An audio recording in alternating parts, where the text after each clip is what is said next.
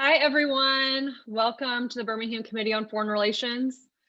We'll give everybody a minute to get into our Zoom room.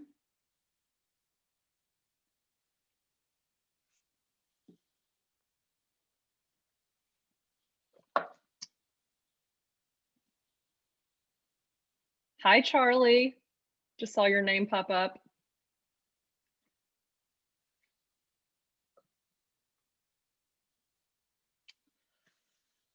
Hello, Alan, Marty, Bonnie, I see you. Vince, hello. Okay, everyone. I know we have more folks joining, but well, yeah, I'll go ahead and get started. I know everybody that's joined so far. I usually say for those of you who don't know me, but you all know me. My name is Callie McNutt, chair of the Birmingham Committee on Foreign Relations. And today we are excited to have a talk on Africa and three countries in particular and their elections and struggles that they're having and then maybe what to expect in the new Biden administration in terms of Africa policy. But it's a topic we haven't spoken about in a couple years. I think the last time we had someone was Peter Pham from Atlantic Council. So it's been a little while, and we're excited today to have Judd Devermont here with us. And thank you to Charlie Ponticelli from ACFR for making that connection. I know some of you may have read Judd's recent piece about why Africa matters to Birmingham, which I highly recommend checking out if you haven't already.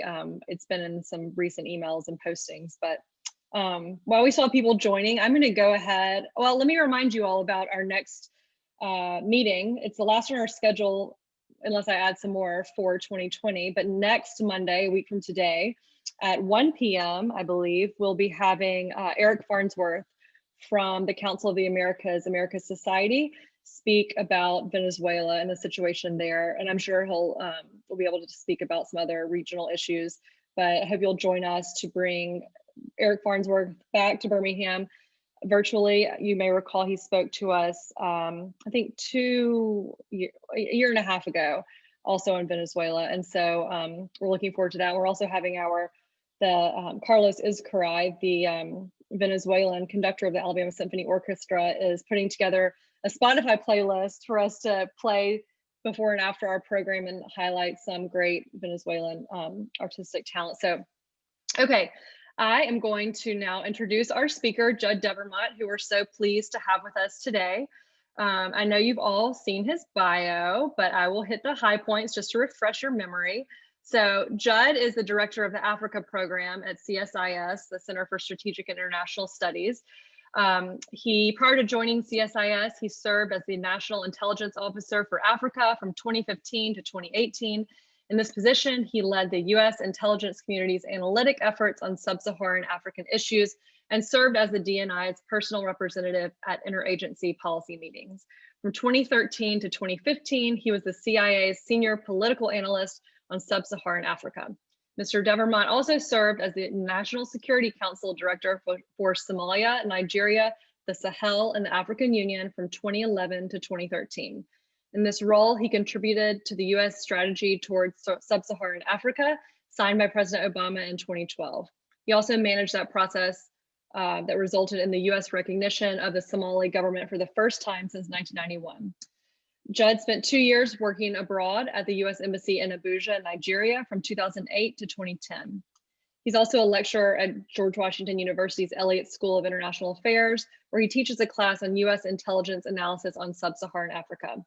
He's also the senior advisor at Kupanda Capital, may have said that incorrectly, a Pan-African investment platform, and at Frium, a data analytics firm. He's a frequent commentator in print, radio, and on television, and has testified before Congress, and has published in many places and has lived in many places also across Africa and has traveled widely across the continent.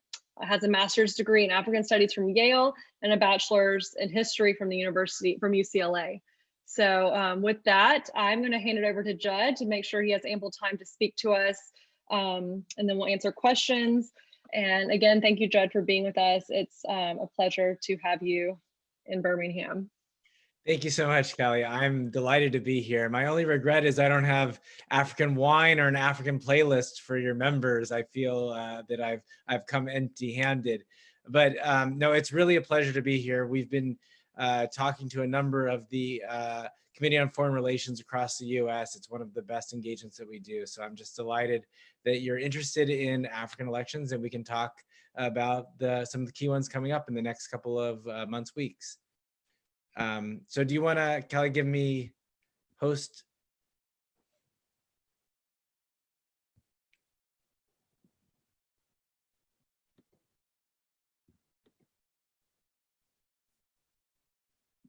There we go.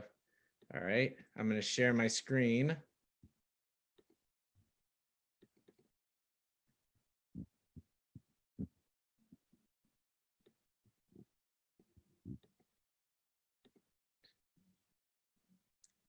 Great. Can everyone see that?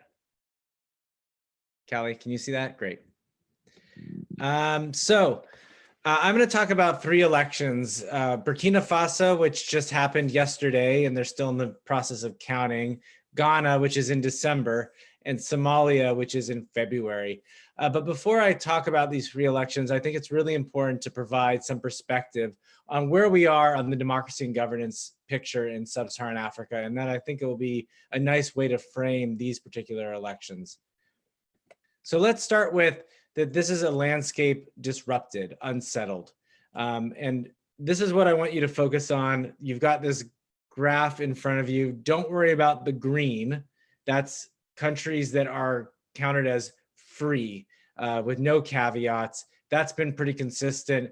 You can see for most of the last 20, 30 years, around anywhere from 8 to 10. But where I want you to focus on is the yellow and the purple. And you can see that there was a dramatic increase of the number of partially free democracies in Africa in the 90s. That's when the Cold War ended and the return of multi-party democracy. And so you saw a huge jump up to a high of 25 in 2001. And for the most part, give or take a year, you see pretty much a plateau. And then all of a sudden, you see this drop again down to 18 in 2012, and then up and down, and now moving back up. And so what's important here is not necessarily how many democracies there are or how many autocracies there are, or at least in the context of Freedom House, not free versus partially free. What's important here is to see that there is a tremendous amount of sort of volatility right now in the number of democracies and the number of autocracies in sub-Saharan Africa. In fact, let me show you exactly how volatile it is.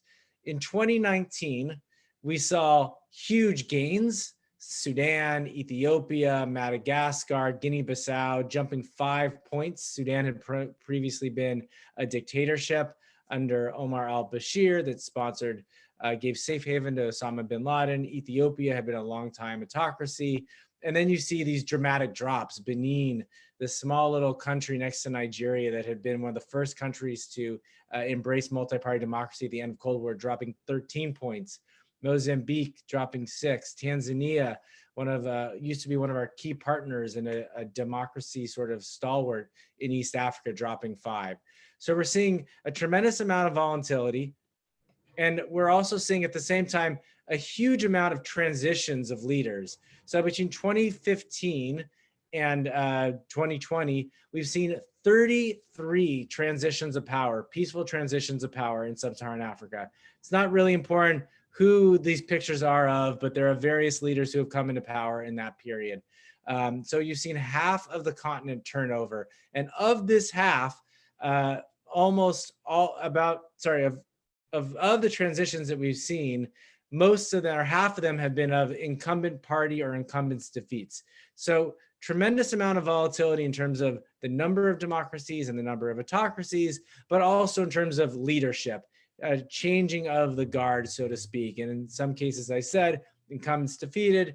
In other cases, where a party hands it over to a successor. The final thing that's sort of interesting about what's happening in sub-Saharan Africa is the number of protests in Africa. This is a regional breakdown of protests between 2009 and 2019. You can see that Africa has had a 23% increase in the number of protests, which, we think about the Arab Spring, but you can see that that's only 16.5%. So huge amounts of protest, sometimes over bread and butter issues, around fuel subsidies, but a lot of them also around political issues. So why? Why do we have, let me give you, yeah, that's right. So why do we have volatility, transitions, and protests? Well, one of them is that there is a great demand for democracy in this region. While the rest of the world is still is under a recession when it comes to demand for democracy, Africa remains high. This is polling data from Afrobarometer, and you look at the 8-country average. It's went from 73% in the last cycle, round 7, which was 2015, 2016, to 69% in the current cycle, 19 and 20, which is still relative to the rest of the world extraordinarily high. So lots of demand, but maybe not as much supply. And so some of the tension around protests, some of the tension around autocracies and democracies is responsible for that. But the second one is the continent has been remade by a number of mega trends.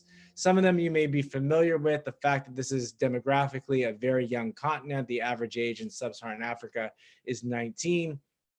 This is a continent that is undergoing rapid urbanization. So there's about 40% urban. By the end of this decade, the continent will be 50% urban, with 9 cities that are mega cities. So over 10 million people. There will be a couple of meta cities, over 20 million people. The other trends that are important in this is just the growth of ICT, of internet information communication technology. It's the fastest growing region for internet penetration and mobile phone subscription, partly because it was from a low base relative to other regions, but it's really ramping up right now, about 25.7% internet penetration and close to 50% in terms of cell phones.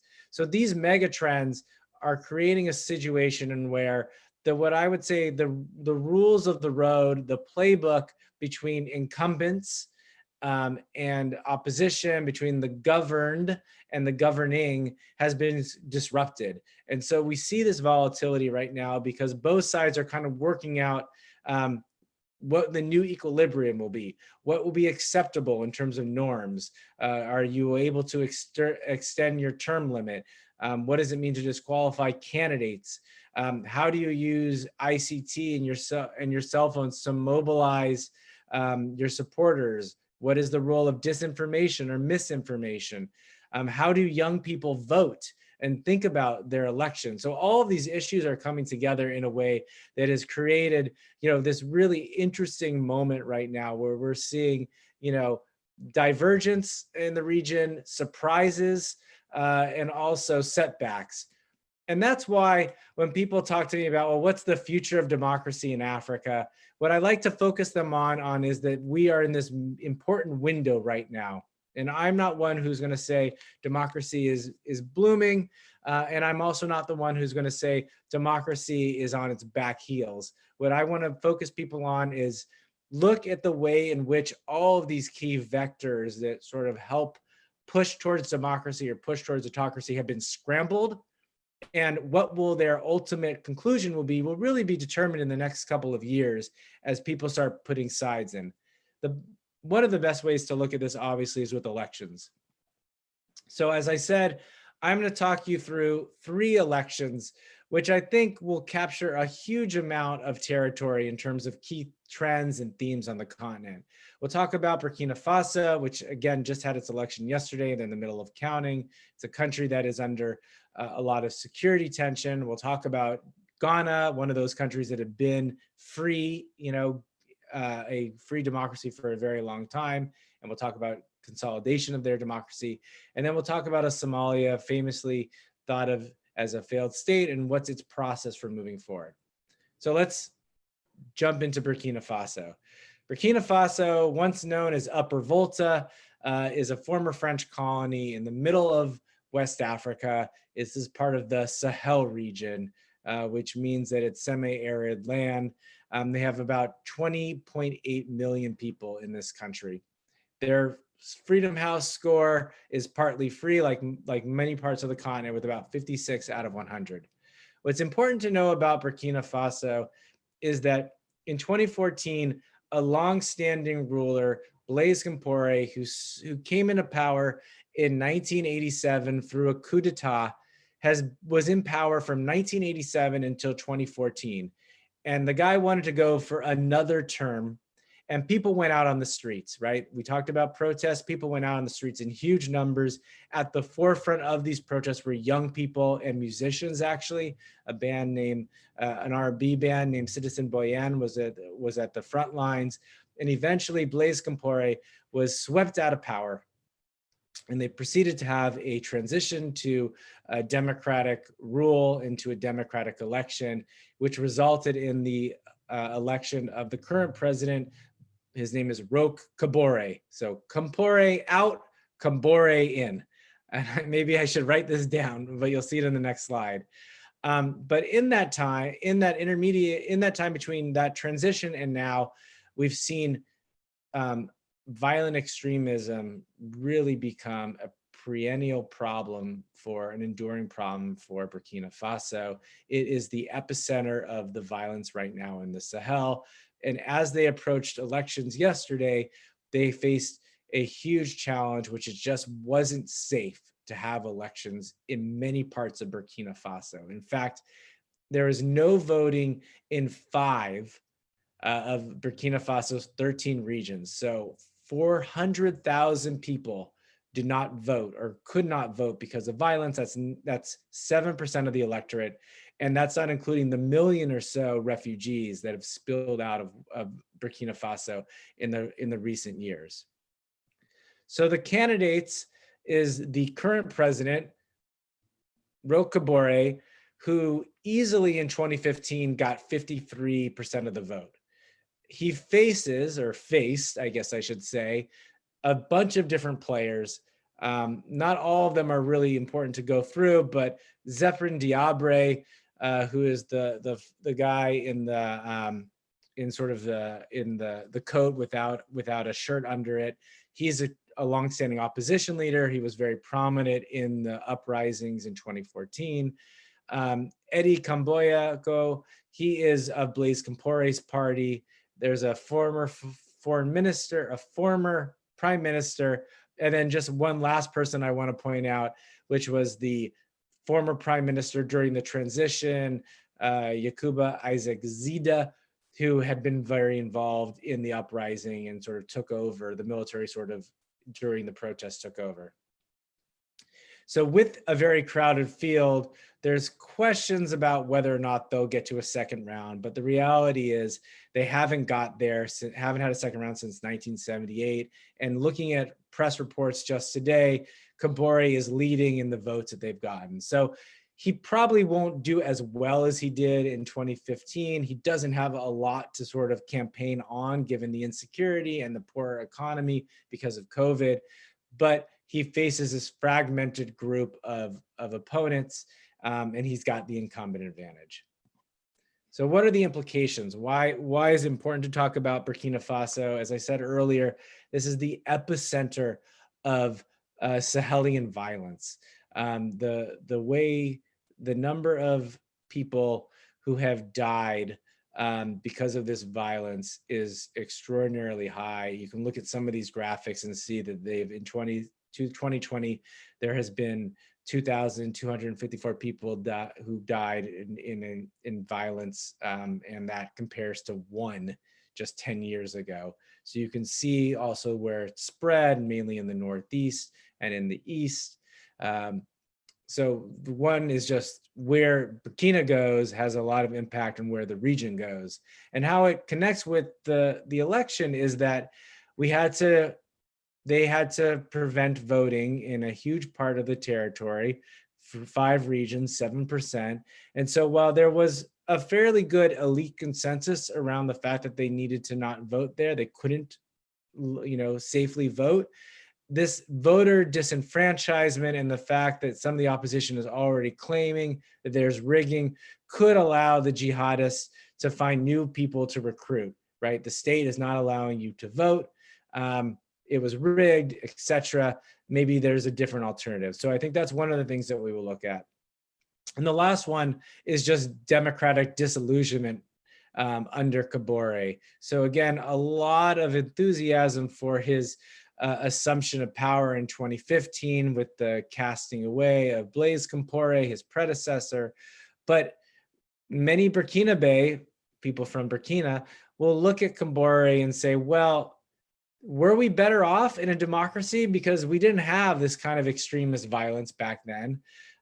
We didn't have as many freedoms as we do now, but I'm not safer. So it's an important question that I think will be played out in the coming months and years in Burkina Faso, is what do Burkinabe ultimately think about the value of democracy if their country is increasingly insecure?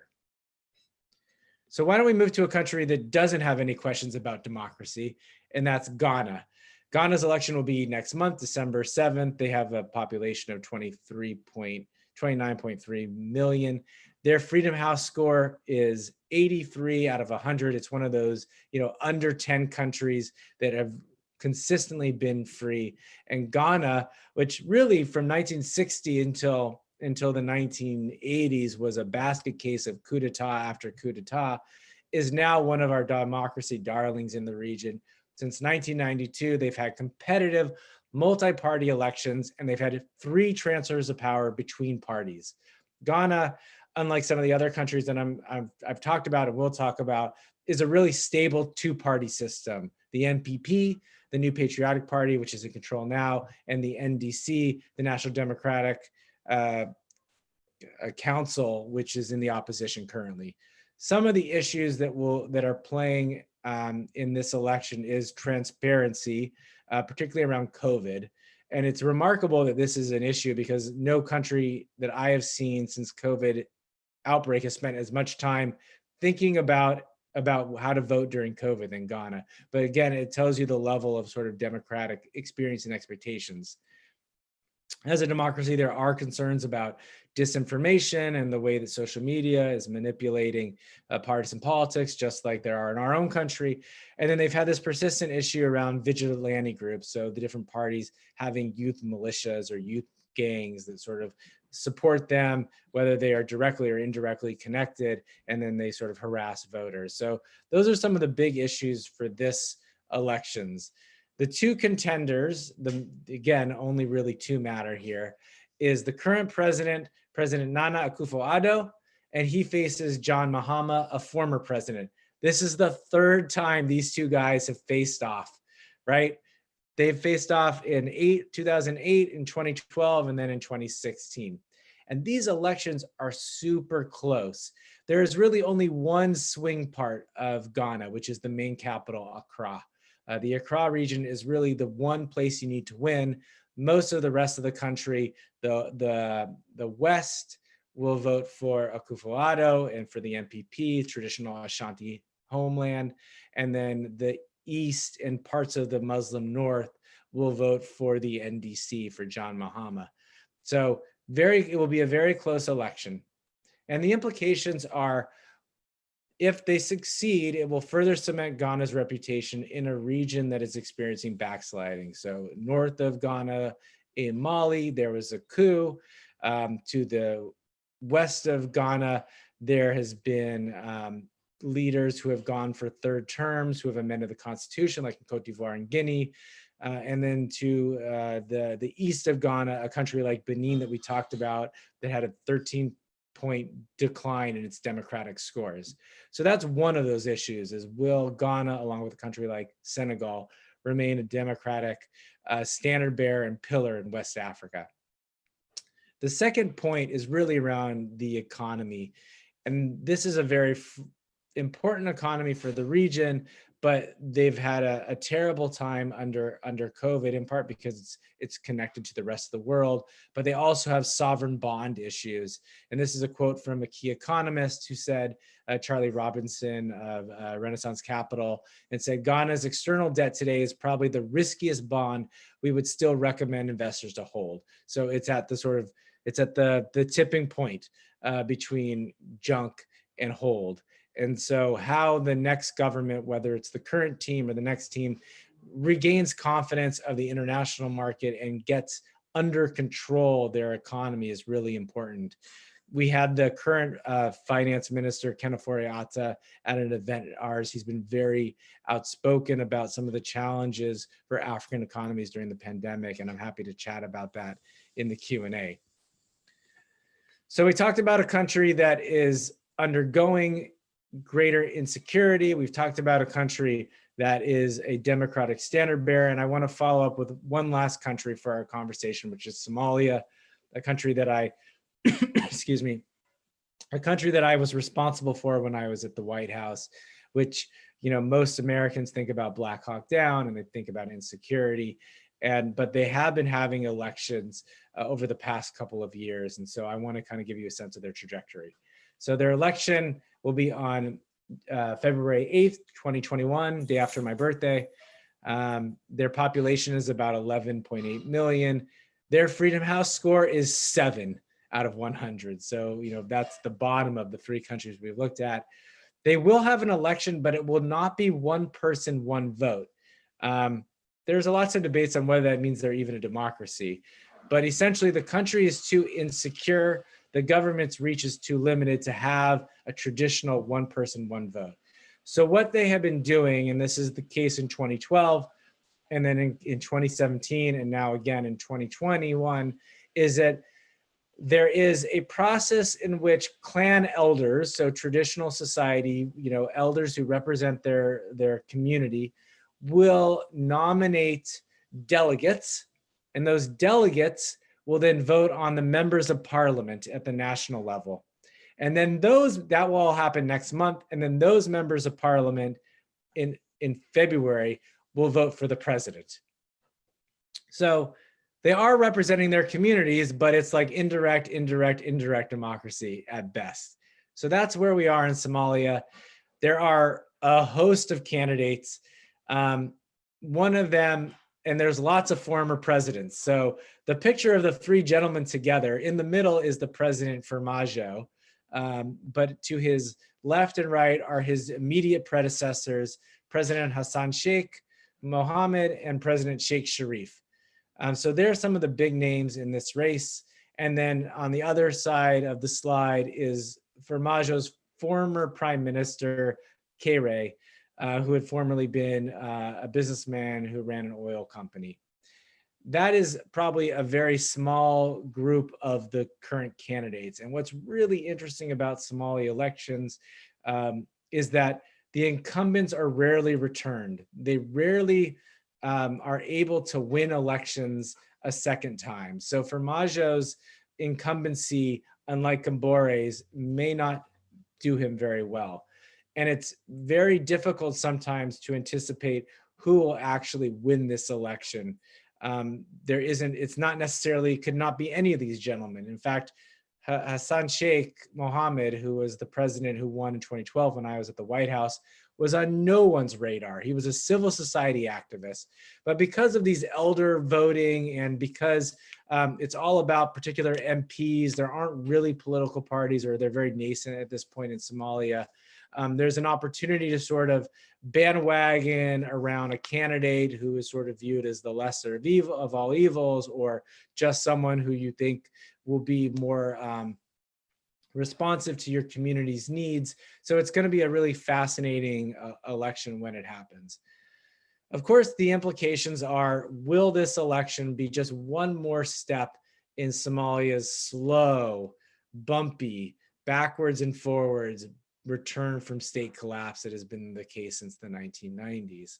They're in the middle of developing a federal system instead of a unitary system, which most experts think is probably the best way to govern Somalia. They're rebuilding their national security forces as well as local state level security forces. It continues to face insecurity, and the threat of AlShabab as well as ISIS and ISIS faction continues in many parts of Somalia. The cities are not exactly safe, but that's usually where you see government control. And then in the rural areas is where terrorist groups like Shabab operate. And Somalian elections and Somalia politics and Somalia security has a high degree of foreign meddling. Ethiopia has its proxies, Kenya has its, the Gulf states, the UAE, Saudi Arabia, as well as Turkey, they'll spend a lot of money in this election around their candidates. We, the United States, have troops deployed in Somalia, about 700, although President Trump is talking about pulling them out. So a number of really interesting things about where Somalia goes. And just so you know what this picture is of the National Theater, when I was at the White House, this was bombed back in 2012. And so they're slowly rebuilding it. So I thought that was a nice symbol of sort of coming back from collapse. These are just some of the elections between now and the end of next year. So I'm not going to go through these, but just so you have some sort of situational awareness, an election in Niger in December, Uganda will be in January, and then Chad, Congo Brazzaville, Cabo Verde, and the Gambia by the year's end. And then I added Ethiopia here with some asterisks because they're supposed to have their election this year. They delayed it because of the pandemic. Now it's supposed to be next year, but I wouldn't hold your breath given the ongoing civil war in Ethiopia and some concerns about the president's commitment. Oh, the picture, by the way, is Bobby Wine. He's a candidate in Uganda, a current pop star, an MP who is running against President Museveni. Museveni has been in power since 1986. So with that, I'm really excited to hear your questions. I'm going to stop sharing, and Callie's going to take back host rights.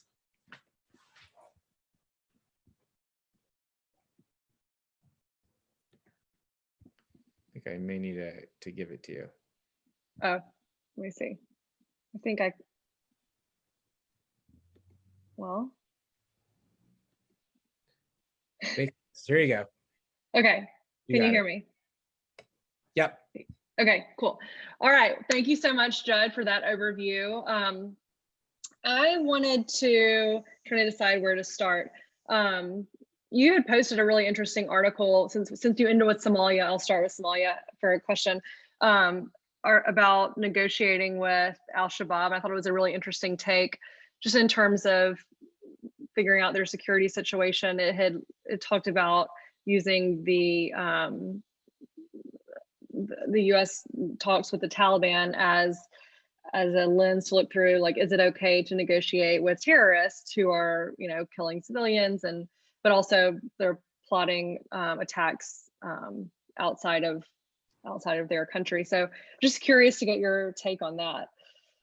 Yeah, this was from a friend of mine, Trisha Bacon, who's at Georgetown, and she wrote it in Lawfare about negotiations with AlShabab. And I think this has been an issue even before the Taliban negotiations, but I think people who work in other conflict zones saw that and thought, well, perhaps the US position may budge a little bit. And of course, I recommend the article. She really walks through how complicated and challenging this would be, and some of the real concerns, in part because AlShabab is associated with Al-Qaeda. They're affiliated with Al-Qaeda, although as she mentioned, so is the Taliban.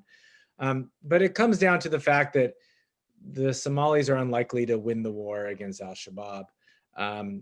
In many places in Somalia, AlShabab governs and has some credibility, in part because they provide law and order. They have been fighting AlShabab at least since 2006, 2007.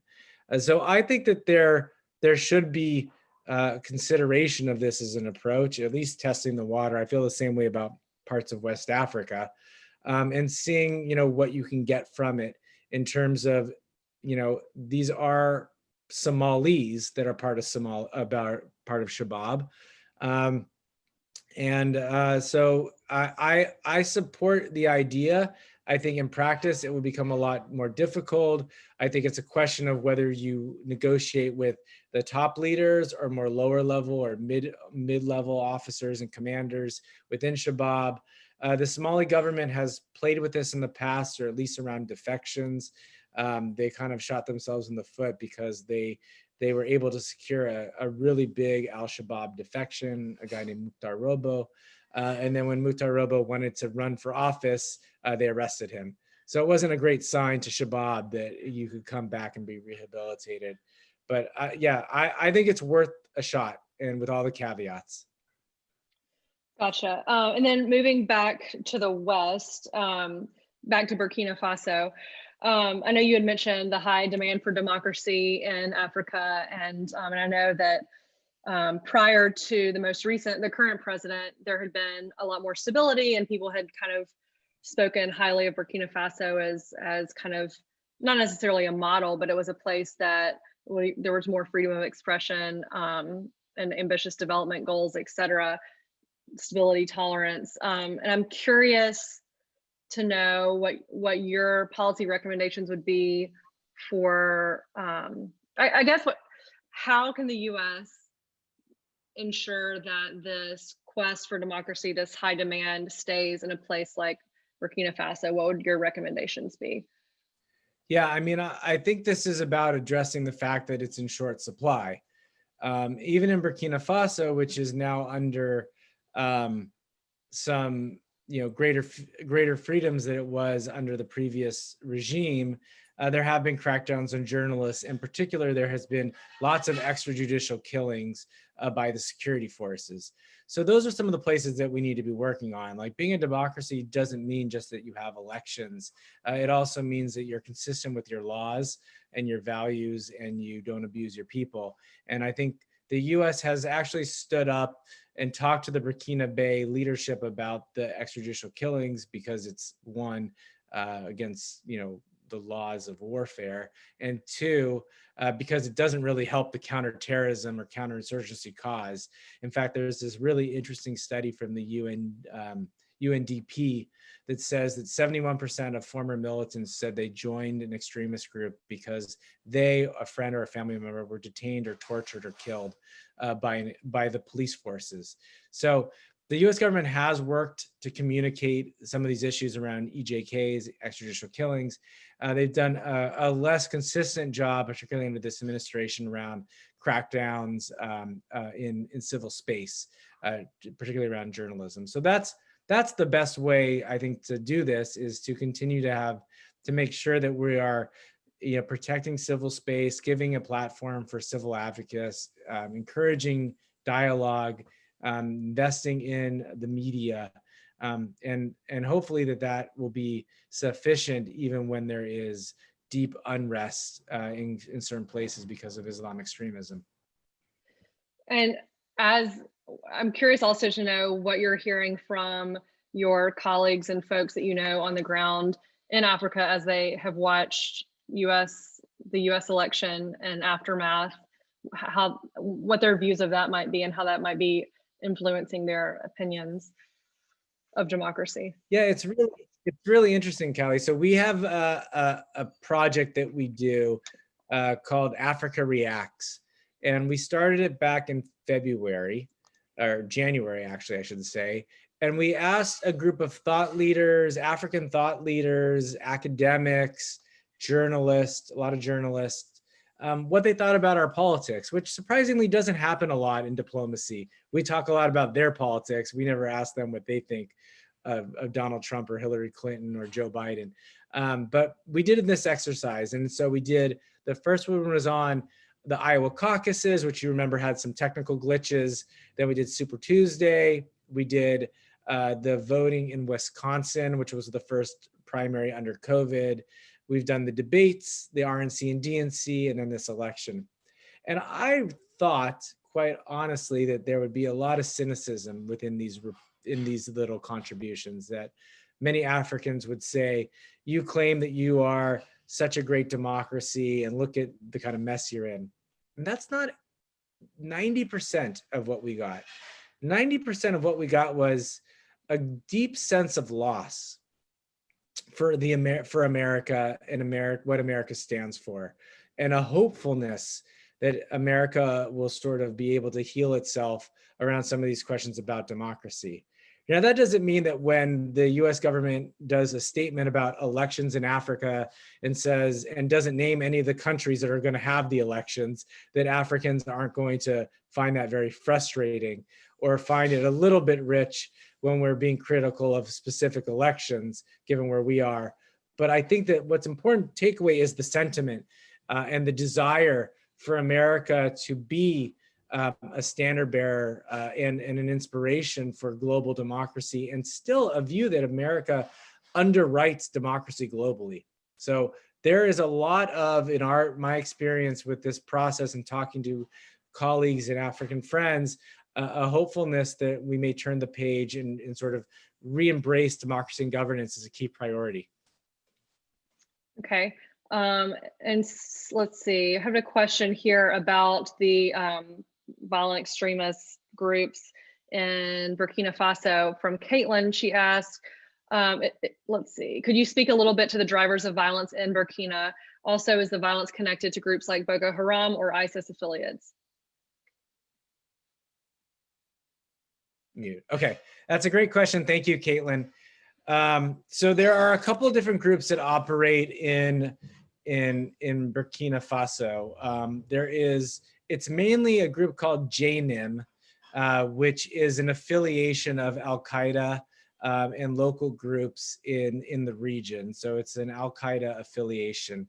ISIS works in near Burkina Faso, but most of its attacks have been in Niger and in Mali. But it's in this sort of triangle.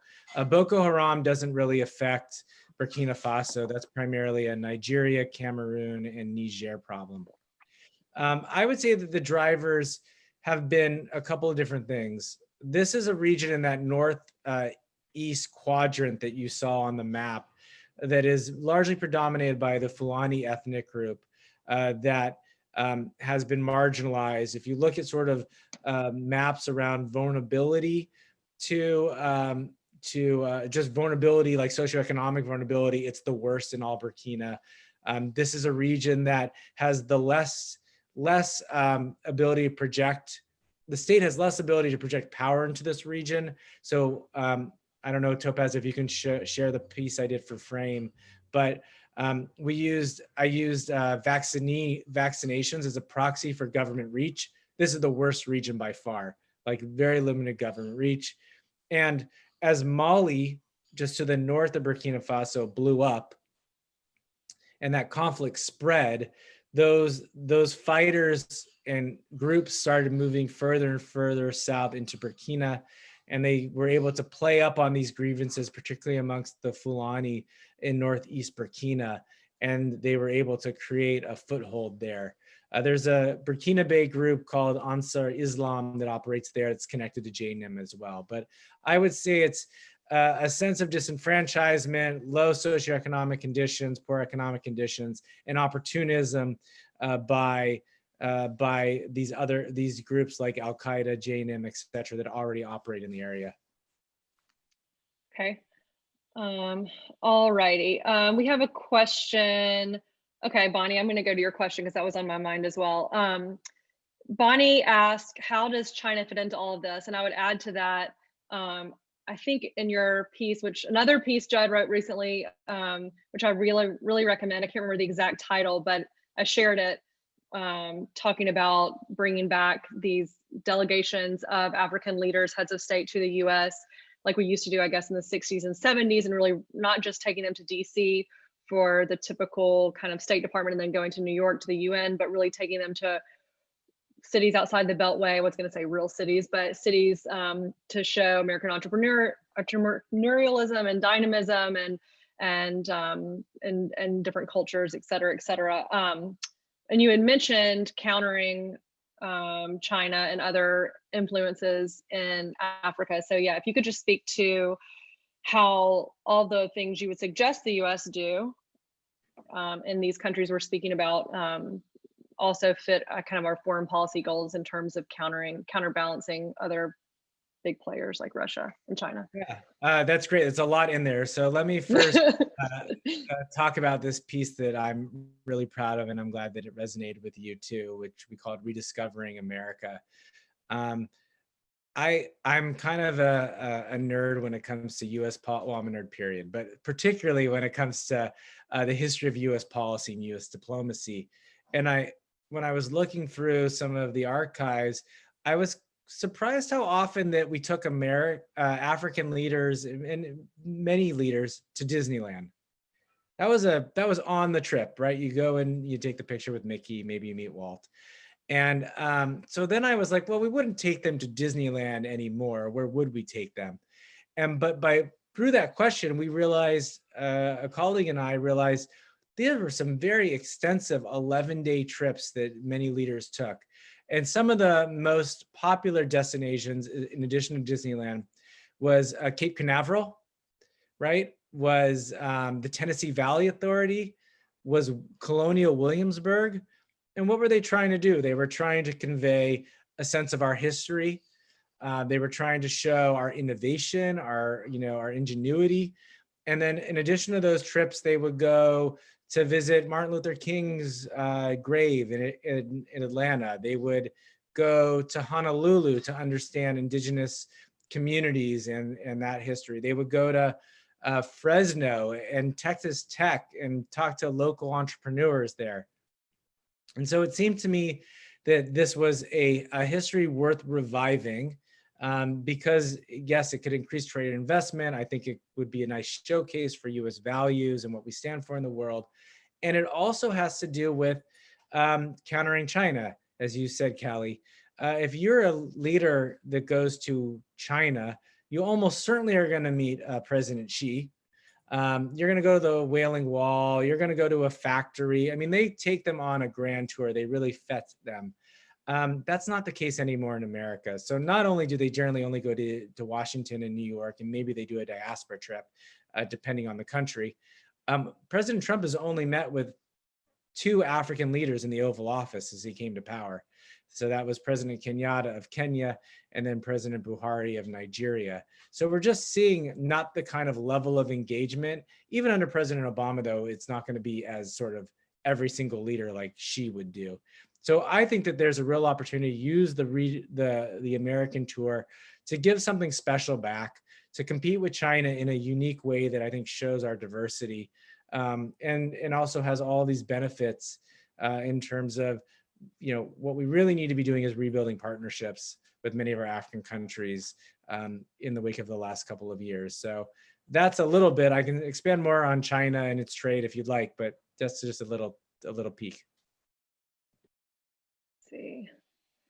Well, kind of still in the policy realm, I'm curious to know, I saw today that President-elect Biden had nominated what's her name? Linda Thomas Greenfield. Did I get that right? Yes. Linda Thomas Greenfield. Yep. Right. To be the U.S. Ambassador to the UN, which I thought might have interesting implications for.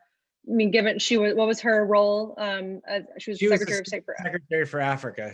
For Africa. The top diplomat for Africa under. So just curious to know from you, being an Africa hand, how you think that might help with U.S. Africa relations, and what kind of, I guess, what kind of person she'll be on the UN. We've had the John Bolton types, we've had various different, but just getting your view on that.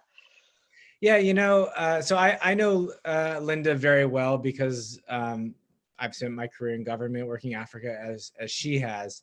I think there's a number of attributes that Linda will bring to the UN. But first, let me just start with something that I think that most of my friends in the State Department are really excited about. She's a career Foreign Service officer, right? So she's a career diplomat. And one of her positions, including being Assistant Secretary for Africa, was being the Director General of the Foreign Service. So she's someone who intimately understands diplomacy and what diplomats need to develop and to be successful. So I think that's one that's just important, that stands outside of just, African issues. She was also the ambassador to Liberia and had served many African posts. So I think that when she comes to the UN, I think she's going to be more cognizant of how important African votes are at the Security Council. There's 15 members in the Security Council, right? 5 of them are permanent members. 3 of the 10 non-permanent members are African. It's called the A3. So that's incredibly important. When you move out to the UN General Assembly, the largest and most unified bloc is the African one with 54 votes. And so I think Linda will come with a deep appreciation of that. Now, Susan Rice also had an appreciation for that. Susan Rice was also an assistant secretary for Africa. Linda is I think is a career diplomat, and I think she'll bring different skills there to that position. And I think she's going to be a really great person to represent us at the UN. So I'm really excited about that appointment. So far the names they pulled out were great that they've suggested.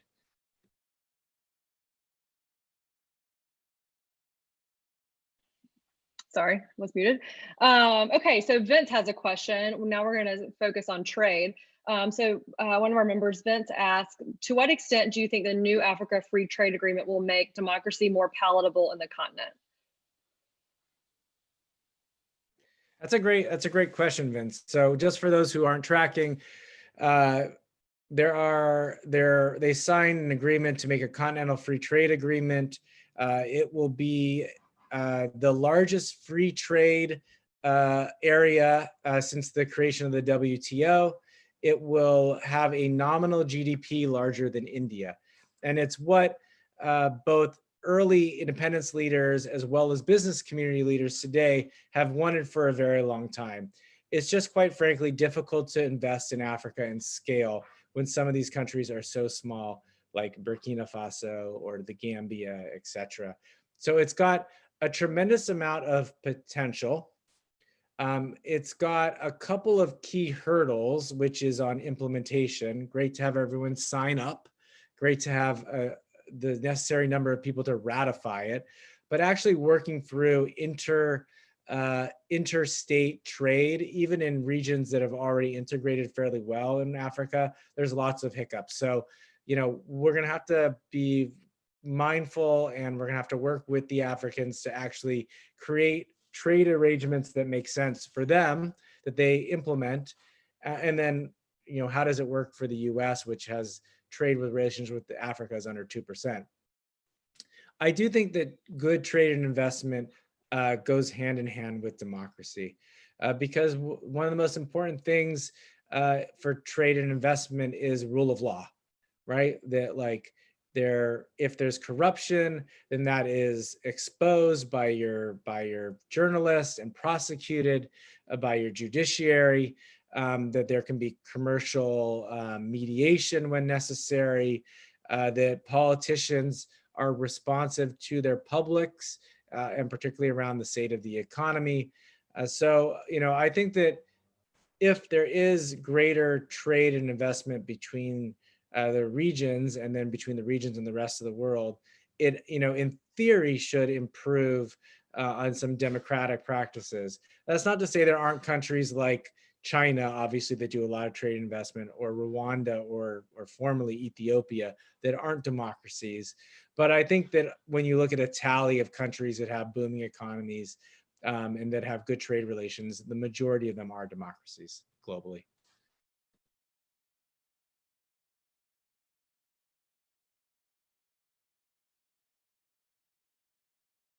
You're on mute again, Kelly. Sorry, I was trying to pull up my Q&A box. Oh, there it is. No, that's not it. Here it is. Okay. All right. Here is, this is going back to the article that kind of spurred this, which your Birmingham, Why Africa Matters to Birmingham. And Charlie Ponticelli says, you've done amazing work explaining why Africa matters to various ACFR committees. If maybe you could recap why Africa matters to Birmingham for those folks who are on the call who have not looked into that. And it'd be interesting also to hear about what CSIS is doing in terms of spotlighting various US cities and their ties to Africa. Okay, so why don't I do this? Let me start with the big picture, and then I can kind of go into Birmingham. But um, back in February, we went to St. Louis, my colleague Topaz and I, and this is where the first time that Charlie set us up with a committee on foreign relations. And as part of this project that I was doing, I said I would do an op-ed in St. Louis. And I decided to do this Why Africa Matters St. Louis piece. And it really resonated with a lot of folks. And what I stumbled upon was that when US policymakers, like I was, talk to the American public about why Africa matters, it's all national security arguments. It's it's demographics, it's counterterrorism, it's counterpiracy, it's humanitarian disaster and relief. They will talk about China, they will talk about great power competition. And I have a view that isn't quite effective. In fact, according to the Chicago Council on Global Affairs, only 1% of Americans think that Africa is the most important region, and that's down from 2%. So the arguments at the Beltway arguments, as I would say, don't really work. And what that piece that we did for St. Louis suggested to me is that we need a hometown argument. So we started to dig in to different US cities and try to understand how they connect to Africa. And actually cities that had ACFRs like Birmingham, that was actually how we picked a lot of those cities, because then we knew we could come and talk to you and chat with you, even if we're not doing necessarily Why Africa Matters. And what we found out is that they usually are in 5 big buckets. One is on economics, which I'll talk about in the case of Birmingham. One is around culture, particularly if you have a large diaspora community, and how that enriches your city's cultural life. One is around religion and philanthropy. Many people, including in Birmingham, do faith-based trips to Africa or work with their churches or involved in philanthropy. Some cities, it's politics. They may have leaders, and Birmingham does have some leaders that are very engaged in Africa policy, and so really elevates that for the city. And then finally, there's academics, where a city just happens to have really high class academic and research facilities, and Africa is a big portion of that. Now, in the case of Birmingham, all of those things are there. We in this article decided to focus on trade and investment, in part because of the enthusiasm that we've seen some of Birmingham's leaders and state leaders speak about the opportunities in Africa. And that's Alabama Commerce Secretary Greg Canfield, but also Representative Terry Sewell, both of whom have been very bullish about opportunities in Africa for investment, even though Alabama's trade is about right in the middle of the pack relative to other states. The number 1 state is Texas, I think, followed by Washington.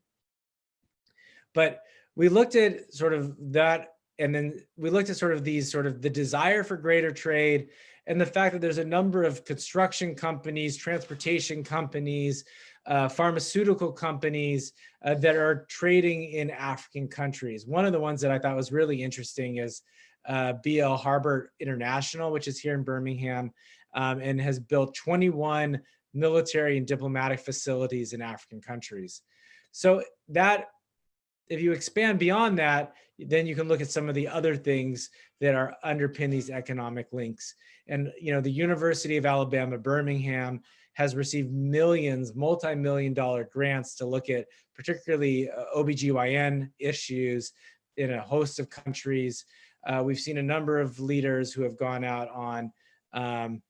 on these trips, on religious trips, the sister city programs between 2 Ghanaian cities and 1 Senegalese city between Birmingham, and then just some of the cultural stuff, whether it's West African Cultural Enrichment Program, drumming circles, to the fact that there are key Africans on UAB sports teams or in the Birmingham Legion team. So, we thought that Birmingham actually represents all of these different facets quite well. And I ended this piece on a quote from a South African diplomat who visited, which I really liked. He was visiting the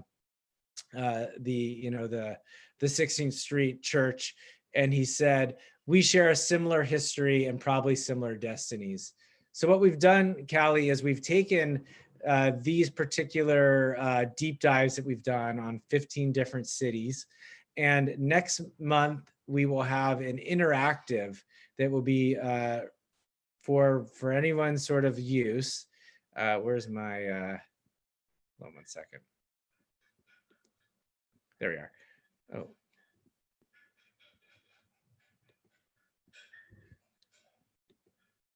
There you go. Sorry, my Zoom is, oh, there you are. I pulled down the Zoom so I just like to look at the article really quickly. So we'll have 15 cities. Each of them will be categorized by these 5 bins.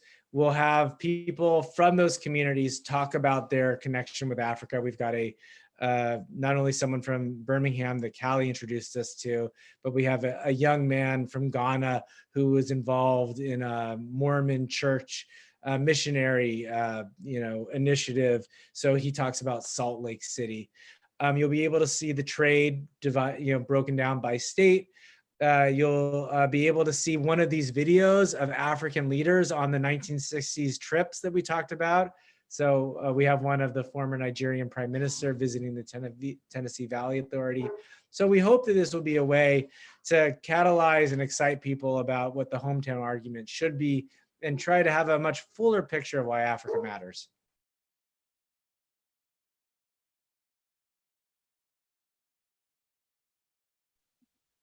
Okay. Thank you, Judd. Well, that got us right to our 1 hour mark. So I guess we will leave it there.